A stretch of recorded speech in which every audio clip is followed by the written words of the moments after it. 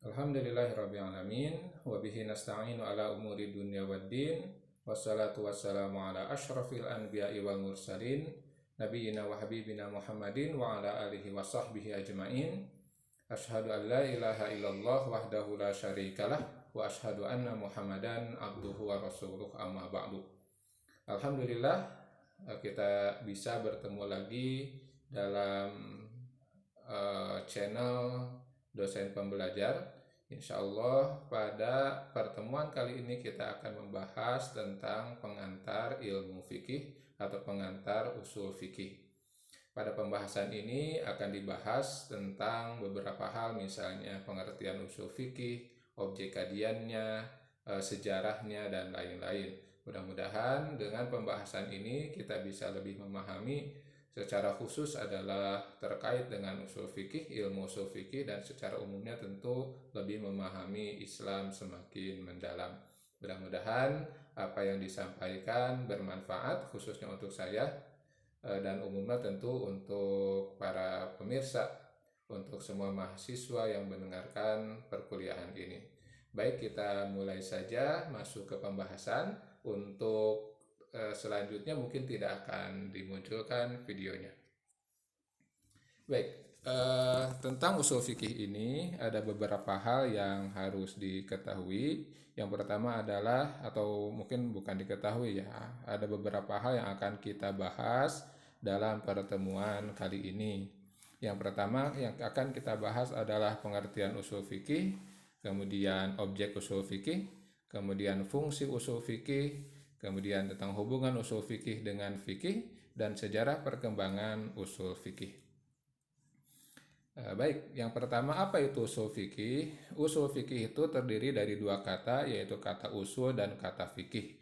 Kata usul itu jamak dari aslun, al-aslu. Di dalam bahasa, secara bahasa, al-aslu ma buniya alaihi ghairuhu, sesuatu yang di atasnya dibangun sesuatu yang lain. Mabuniya alaihi ghairihu, gitu kalau dalam bahasa Arabnya, apa-apa yang di atasnya dibangun sesuatu yang lain. Maka dari pengertian bahasa ini, dalam bahasa kita bisa diartikan al-aslu atau al-usul itu adalah pangkal, pokok, dasar, pondasi, dan lain-lain. Itu arti dari kata usul. Kemudian kata fikih, fikih itu artinya adalah al-fahmu, pemahaman. Nah, jadi al-fiqhu lugatan al-fahmu. Jadi fikih menurut bahasa artinya pemahaman. Nah, itu dilihat dari tinjauan bahasa. Jadi dilihat dari tinjauan bahasa, usul fikih itu adalah pokok dasar dari pemahaman. Namun kemudian kata fikih ini menjadi satu disiplin ilmu tertentu, menjadi satu kajian ilmu tertentu. Maka usul fikih bisa diartikan secara bahasa adalah dasar-dasar atau pangkal atau pokok-pokok atau pondasi-pondasi dari ilmu fikih. Jadi fikih itu adalah sesuatu yang dibangun di atas usul fikih gitu. Artinya usul fikih inilah yang menjadi pondasi dari fikih.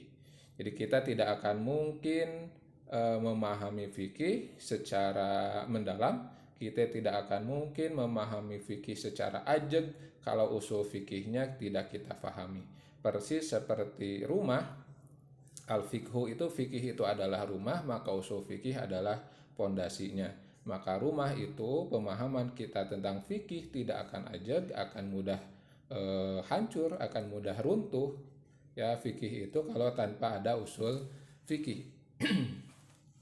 Demikian juga misalnya ada yang mengumpamakan usul fikih itu ibarat akar dari pohon. Jadi usul fikih itu adalah akarnya, pohon itu adalah fikihnya. Nah, tidak akan berdiri tegak sebuah pohon kalau tanpa ada akarnya.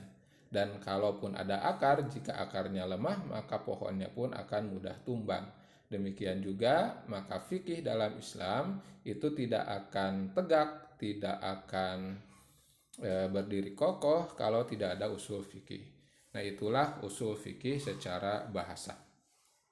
Lalu menurut para ulama, usul fikih adalah al-ilmu bil qawaidi wal buhuthil lati yatawassalu biha ilal istifadati minal ahkami syar'iyyatil amaliyati min adillatihat tafsiliyati. Usul fikih adalah ilmu pengetahuan yang menyajikan kaidah-kaidah dan pembahasan-pembahasan. Jadi usul fikih itu adalah mengetahui, kalau lebih disederhanakan lagi, al ilmu pengetahuan atau kita mengetahui bil qawaidil wal buhuthi, kaidah-kaidah dan pembahasan-pembahasan allati yatawassalu biha ilal istifadati minal ahkami syar'iyyatil amaliyati. Jadi mengetahui kaidah-kaidah dan pembahasan-pembahasan yang dijadikan sebagai dasar dalam menetapkan hukum syariat, atau kalau diterjemahkan kata per kata, mengetahui kaidah-kaidah dan pembahasan-pembahasan yang menyampaikan kita, yang dengannya sampai gitu, yang dengannya kita bisa memahami, kita bisa mengambil istifadah, mengambil manfaat dari hukum-hukum syar'i yang terkait dengan perbuatan manusia. Min adillatihat tafsiliyati, dari dalil-dalilnya yang terperinci. Jadi kita bisa memahami, kita bisa istifadah minal ahkami syar'iyatil amaliyati, kita bisa memahami hukum-hukum syariat ya yang berkaitan dengan amalan kita sebagai manusia, yang mana hukum yang berkaitan dengan amalan kita sebagai manusia itu setidaknya ada 5 gitu yang umum kita ketahui, yaitu hukum wajib ya, kemudian yang kedua sunnah atau mandub, yang ketiga mubah, yang keempat makruh, yang kelima haram. Nah, hukum-hukum yang 5 itu, hukum-hukum yang terkait dengan amalan kita yang 5 itu kita bisa pahami dengan benar, ketika kita memahami kaidah-kaidah yang sudah dirumuskan oleh para ulama, juga pembahasan-pembahasan mereka yang kita bisa mengetahui itu dari dalil-dalil terperincinya. Jadi kita mengetahui suatu amal wajib, hukumnya wajib dari dalil yang terperinci. Jadi satu dalil bisa mengantarkan kita kepada pemahaman fikih yang 5 itu. Misalnya dalil A ya menunjukkan kepada wajibnya hukum A misalnya, dalil B menunjukkan kepada sunnahnya hukum B, dalil C menunjukkan kepada suatu benda misalnya haram, dan lain-lain. Kita pahami itu dari dalil-dalil yang terperinci. Nah, dari mana gitu ya? Dari mana dalil itu sampai kepada kesimpulan? Yaitu melalui al-qawaid wal buhuth, kaidah-kaidah dan pembahasan. Jadi lebih disederhanakan, suatu dalil yang ada dalam Al-Quran dan As-Sunnah itu bisa sampai kepada kesimpulan hukum yang 5, wajib, haram, makruh, mubah, dan sunnah, itu melalui kaidah-kaidah. Sebab kalau tanpa kaidah, bisa jadi pemahaman kesimpulan dari ayat atau dalil atau hadis ya itu tidak tepat begitu. Seperti misalnya ada ayat yang berbunyi di dalam Al-Qur'an, a'udzubillahi minasyaitonirrajim, ya ayyuhalladzina amanu kutiba alaikumusiyam kama kutiba alal ladzina min qablikum la'allakum tattaqun. Wahai orang-orang yang beriman, telah diwajibkan kepada kalian saum-saum atau puasa-puasa sebagaimana telah diwajibkan kepada umat sebelum kalian, agar kalian bertakwa. Nah, surat Al-Baqarah 183 ini sering disimpulkan sebagai dalil wajibnya saum Ramadan. Padahal kalau kita lihat ayatnya itu tidak ada kaitannya dengan saum Ramadan. Itu hanya menunjukkan bahwa saum itu wajib terhadap umat Islam. Saumnya yang mana tidak dijelaskan. Nah, berarti tidak tepat sebetulnya kita menghukumi saum Ramadan wajib menggunakan dalil itu, sebab dalil itu lebih tepatnya menjelaskan tentang wajibnya saum. Saum yang mana? Kama kutiba alal ladzina min qablikum, sebagaimana saum yang diwajibkan kepada umat sebelum kita. Jadi saum-saum yang ada sejak sebelum Rasulullah Shallallahu Alaihi Wasallam diutus, kemudian Rasulullah amalkan. Nah, diantaranya adalah misalnya saum 3 hari di setengah bulan, saum Ayyamul Bid 13, 14, 15, bulan-bulan Hijriyah. Nah, itu yang dulu diwajibkan sebelum Rasulullah Shallallahu Alaihi Wasallam menerima ayat yang memerintahkan saum Ramadan. Nah, sedangkan tentang saum Ramadan sendiri itu di ayat 185 baru gitu ya. Ayat 185 mengatakan faman syahida minkum syahra falyasumhu, maka siapa yang hadir di bulan itu, di bulan Ramadan, falyasumhu, maka saumlah sebulan itu. Nah, ayat itulah yang sebetulnya menunjukkan wajibnya saum Ramadan. Nah, jadi menurunkan dalil menjadi hukum itu membutuhkan metodologi, membutuhkan kaidah dan pembahasan. Nah, kaidah pembahasan metodologi inilah yang disebut dengan ilmu usul fikih. Misalnya ayat yang lain sebagai contoh, Allah Subhanahu wa taala memerintahkan aqimus shalah wa atuz zakat, dirikanlah sholat, tunaikanlah zakat. Maka dari ayat ini, dua perintah ini, maka dihukumi sholat itu wajib, zakat itu wajib. Karena dalam kaidah usul fikih dikatakan al aslu fil amri lil wujubi, pokok asal dalam perintah itu menunjukkan wajib, illa ma dalla dalilu ala khilafihi, kecuali ada dalil yang menyalahinya, ada dalil lain yang menunjukkan selain wajib gitu.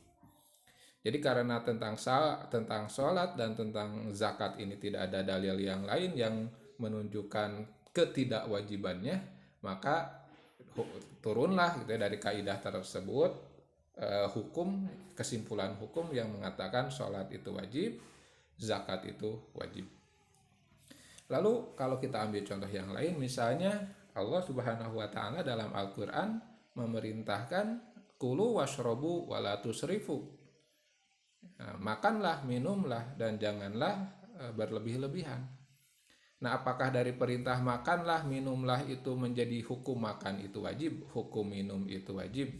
Nah, ternyata kesimpulan para ulama, makan dan minum ya tidak wajib. Makan dan minum adalah sesuatu yang hukumnya mubah. Jadi tidak berarti orang yang makan langsung dapat pahala gitu ya. Itu harus disertai niat yang lain gitu ya. Kalau makan sekedar makan ya tidak jadi pahala, minum sekedar minum kita haus ya tidak jadi pahala, tidak mendatangkan pahala. Kenapa? Sebab dalam kesimpulan para ulama, makan dan minum itu hukumnya mubah, sesuatu yang kalau diamalkan tidak mendapat pahala, tidak diamalkan pun tidak disiksa. Nah, sampai kepada kesimpulan mubah dari ayat tadi tentu perlu metodologi, perlu kaidah-kaidah. Kalau dalam fisika, dalam matematika disebutnya hukum ya, hukum Pitagoras, hukum Archimedes dan lain-lain. Nah, hukum-hukum itulah yang disebut dalam bahasa Arab al-qawaid wal buhuth. Jadi untuk sampai kepada kesimpulan hukum wajib, sunnah, haram, makruh, mubah gitu ya, itu perlu perlu melalui metodologi. Nah, metodologi inilah yang disebut dengan usul fikih. Baik, selanjutnya, inti usul fikih adalah seperangkat kaidah atau metode berpikir guna mendukung cara atau upaya yang ditempuh dalam proses penetapan hukum dari dalil-dalil ataupun sumber-sumbernya. Jadi ilmu usul fikih pada hakikatnya adalah metodologi hukum Islam atau suatu metode yang memuat prosedur dan teknik bagaimana hukum syariat dapat dirumuskan untuk pedoman hidup dan bagaimana jalan pikiran pembentukan hukum Islam tersebut. Itulah usul fikih.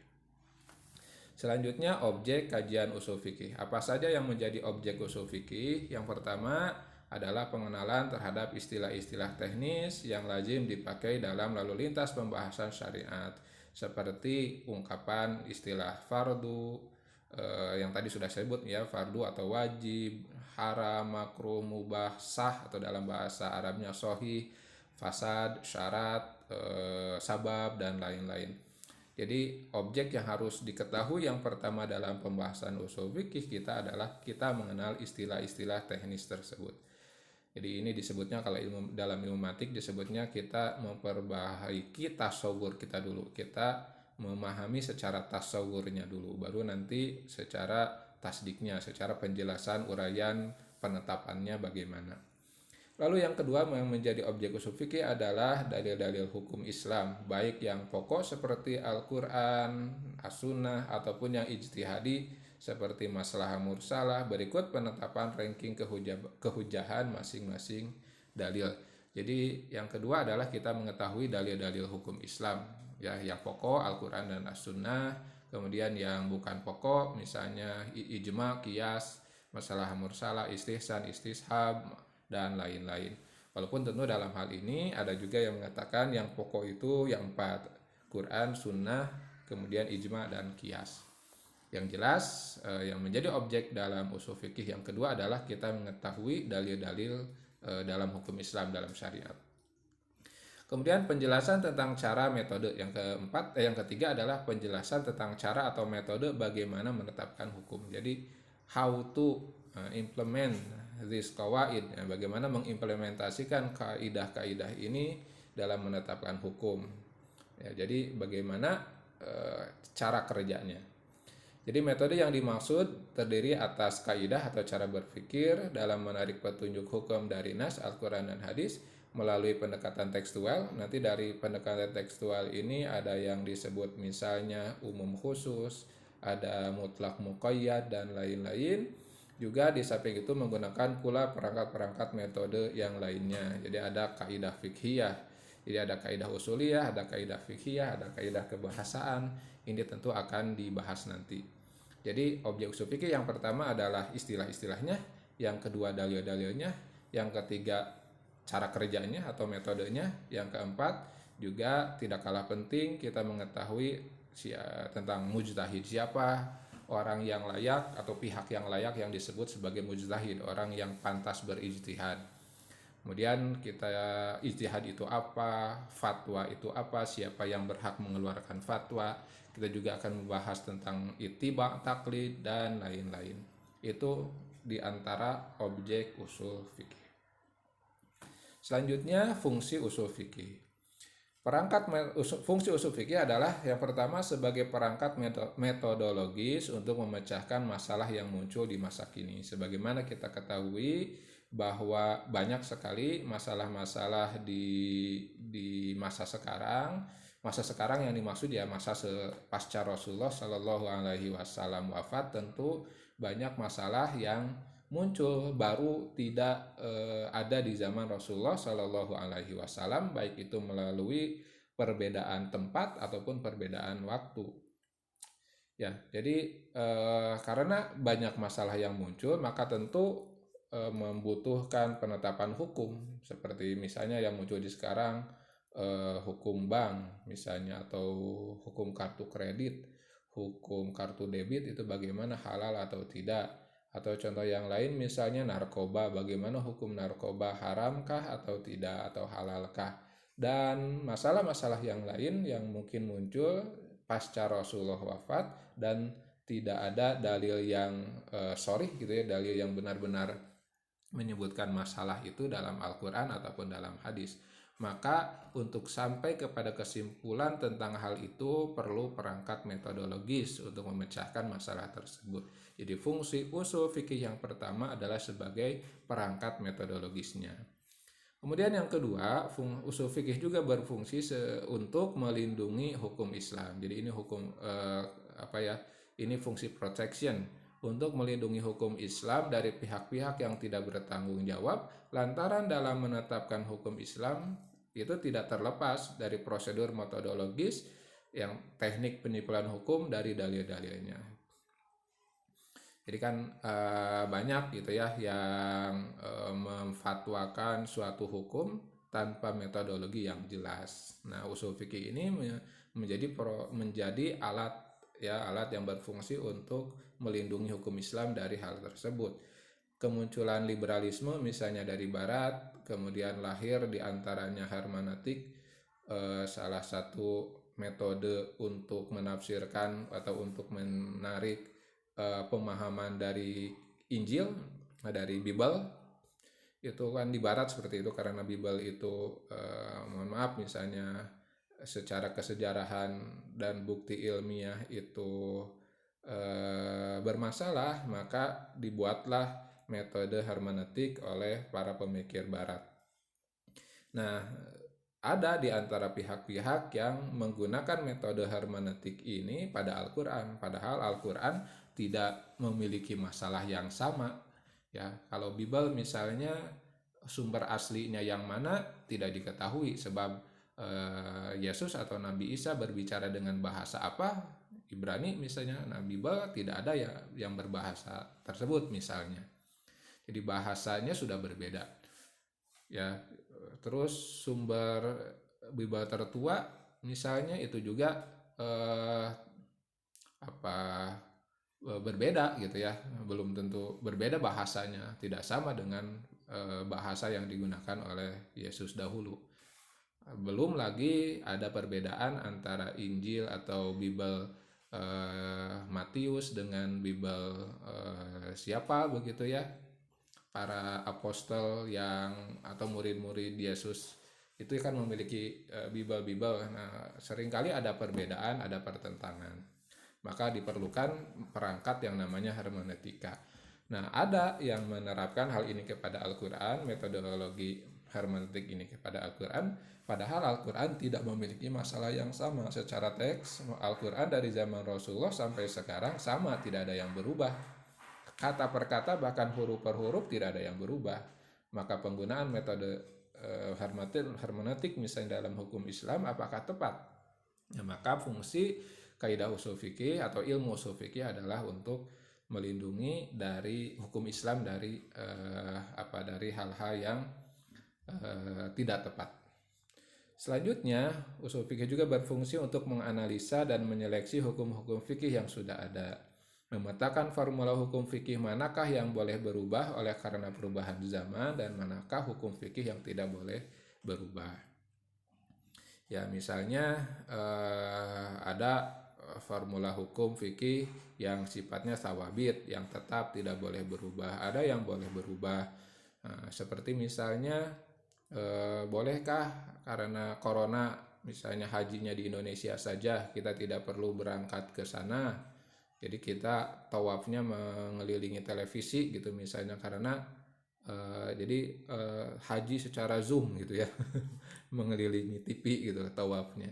Atau misalnya bolehkah di masa pandemi seperti ini sholat berjamaah via Zoom, atau sekarang yang agak rame ya kemarin-kemarin sholat Jumat via Zoom. Jadi imam dan khotibnya di mana, kemudian menggunakan Zoom, kita berjamaah di sini mengikuti sholat jamaah seperti itu.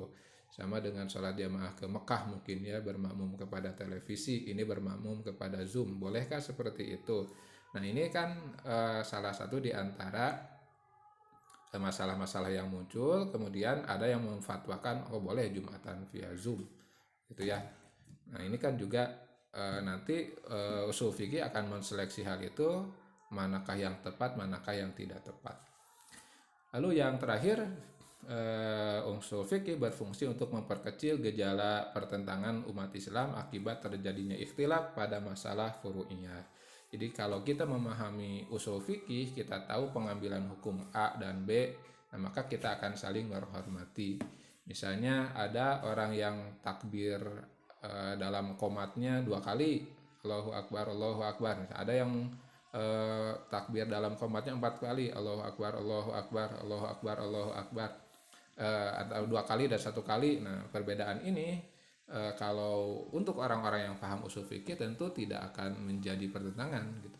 Biasanya yang saling bertentangan itu orang yang tidak paham. Kalau orang yang paham akan saling menghormati. Nah, ini diantara fungsi usul fikih. Selanjutnya adalah hubungan usul fikih dengan fikih. Nah, tadi sudah disebutkan sebetulnya di awal bahwa fikih itu ibarat rumah, sedangkan usul fikih pondasinya.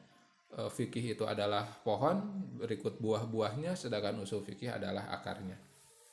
Nah, usul fikih ibarat rantai penghubung antara fikih dengan sumbernya. Sumbernya yaitu dalil, Al-Quran dan hadis, sedangkan fikih adalah produknya, haram, makruh, wajib dan lain-lain, maka usul fikih adalah rantai penghubungnya. Usul fikih merupakan sistem atau metode untuk mengeluarkan hukum fikih agar para pakar fikih terhindar dari kesalahan dalam menentukan hukum fikih. Usul fikih juga merupakan sarana untuk pengembangan ilmu fikih yang telah dirintis oleh ulama generasi pendahulu. Nah, itulah hubungan usul fikih dengan fikih. Jadi tidak akan ada fikih tanpa ada usul fikih, ya tidak akan tegak kokoh fikih tanpa ada usul fikih. Selanjutnya adalah sejarah perkembangan usul fikih. Ya, sejarah perkembangan usul fikih. Di sini ada 5 periode. Periode masa Nabi Shallallahu Alaihi Wasallam, yang kedua masa sahabat, yang ketiga masa tabiin, yang keempat masa imam madhab, yang kelima pasca Imam Syafi'i, atau tepatnya sih sebetulnya pasca imam madhab, ya, masa pasca imam madhab. Cuma kekhususan disebut Imam Syafi'i karena ada keutamaan beliau yang nanti akan dijelaskan. Periode pertama atau pada masa Nabi, di masa awal Hijriah Nabi Shallallahu Alaihi Wasallam belum ada kebutuhan untuk usul fikih. Ya, karena kalau ada masalah tinggal langsung saja nanya kepada Rasulullah. Jadi karena Rasulullah Shallallahu Alaihi Wasallam sendiri yang berfatwa dan mengadili dengan apa yang diwahyukan kepada beliau, baik itu Al-Quran ataupun As-Sunnah, dan juga ijtihad fitriyah, ijtihad pribadi beliau, sehingga tidak membutuhkan usul fikih atau kaidah istinbat. Istinbat itu menarik kesimpulan dan tidak membutuhkan ijtihad, karena kalaupun ada permasalahan di antara umat yang terkait dengan hukum, maka tinggal bertanya kepada Rasulullah Shallallahu Alaihi Wasallam. Atau kalaupun saat itu Rasulullah tidak bisa langsung ditanya, misalnya ketika seorang menemukan masalah, maka dia tinggal berijtihad gitu. Nah, ijtihad ini belum membutuhkan metode, sebab masalah pun tidak terlalu banyak perkembangannya. Misalnya dalam hadis digambarkan bagaimana Rasulullah Shallallahu Alaihi Wasallam pernah mengutus Mu'adz bin Jabal ke Yaman. Kemudian Nabi bertanya kepada Mu'adz, bagaimana engkau akan memutuskan persoalan di sana kalau ada masalah? Maka Mu'adz menjawab, saya akan putuskan berdasarkan kitab Allah. Jadi kalau ada masalah umat berkaitan dengan hukum di Yaman, itu ya, kata Mu'adz, saya akan memutuskan berdasarkan kitabullah atau Al-Quran. Kemudian Nabi bertanya, kalau tidak engkau temukan dalam kitabullah, bagaimana? Maka Mu'adz menjawab, akan saya putuskan berdasarkan sunnah Rasulullah Shallallahu Alaihi Wasallam. Maka Rasul bertanya lagi, kalau tidak engkau temukan dalam sunnah, maka Mu'adz menjawab, ajtahidu ra'yi, saya akan berijtihad dengan penalaranku. Maka Nabi Shallallahu Alaihi Wasallam bersabda, Alhamdulillah, ya, segala puji bagi Allah yang telah memberikan taufik, waffaqa ala rasulillah. Segala puji bagi Allah yang telah memberikan taufik kepada diri utusan Rasulullah Shallallahu Alaihi Wasallam, yaitu Mu'adz, ya, utusan Rasulullah. Hadis riwayat At-Tirmidzi. Jadi di zaman Nabi metodologi itu belum dibutuhkan, karena kalau ada masalah tinggal langsung nanya kepada Rasulullah. Kemudian periode yang kedua di masa sahabat, periode ini dimulai pada tahun 11 Hijriah sampai pertengahan abad 1 Hijriah atau sekitar 50 tahun ke-50 Hijriah. Pembinaan hukum Islam dipegang oleh para pembesar sahabat, kibarus sahabat seperti Umar bin Khattab, Ali bin Abi Thalib, dan Ibnu Mas'ud. Ini diantara tokoh-tokoh sahabat yang bisa dianggap sebagai ulama gitu ya, ulama yang unggul dalam hukum Islam. Nah, pada masa ini pintu ijtihad atau pintu istinbat telah mulai dikembangkan yang pada masa Nabi tidak pernah digunakan, terkecuali dalam masalah yang amat sedikit. Nah, para sahabat menggunakan ar-ra'yu atau penalaran tadi dalam melakukan ijtihad. Nah, misalnya yang termasuk ar-ra'yu ini atau penalaran ini adalah kias, ya, kias, silogisme. Nah, jadi pada masa sahabat juga belum terlalu banyak masalah yang muncul. Jikapun ada, maka beristinbat sebagaimana dijelaskan tadi oleh Mu'adz, ajtahidu ra'yi, berijtihad dengan ra'yi, dengan penalaran, dengan pemahaman yang berdasar kepada Al-Quran dan As-Sunnah. Jadi di sini belum banyak atau metodologi juga belum dirumuskan, hanya ya penalaran saja gitu ya, penalaran saja, metode penalaran. yang dalam hal ini sering kias termasuk ke dalam hal itu. Atau muncul juga sebetulnya nanti di kalangan para tabiin lebih populer ijma gitu ya. Jadi kalau para sahabat sepakat dalam sesuatu, maka ini dianggap sebagai hukum gitu ya. Sepakat haram, haram. Sepakat para sahabat sepakat wajib, ya wajib. Karena mereka orang-orang yang terbimbing oleh Rasulullah Shallallahu Alaihi Wasallam secara langsung. Selanjutnya di masa tabi'in, yang meluasnya daerah kekuasaan Islam banyak memunculkan masalah-masalah yang baru. Ya, seperti tadi disebutkan karena Islam menyebar, sangat banyak ada masalah yang timbul karena perbedaan tempat. Ya, misalnya bentuk-bentuk minuman keras kan sudah berbeda bisa jadi, gitu ya, atau banyak hal lain lah, atau yang terkait dengan perbedaan tempat dan waktu. Lalu banyak juga orang yang masuk ke Islam, maka pada masa ini berkembang gitu ya, berkembang metode yang disebut dengan kaul sahabi. Jadi kalau sahabat tertentu berfatwa A misalnya, ucapan sahabat ini dijadikan dijadikan panduan gitu ya untuk menjawab permasalahan. Ini disebutnya kaul sahabi. Nah, di antara tokoh-tokoh dan pembesar tabi'in yang sering berijtihad dan memberikan fatwa, misalnya Sa'id bin Musayyab di Madinah dan Ibrahim An-Nakhai di Irak. Nah, pada masa ini ilmu ushul fikih juga belum tadwin, ya, belum dibukukan, masih beredar di kalangan para sahabat dalam bentuk fatwa-fatwa saja, gitu ya, belum dibukukan. Jadi belum ada kitab fikih.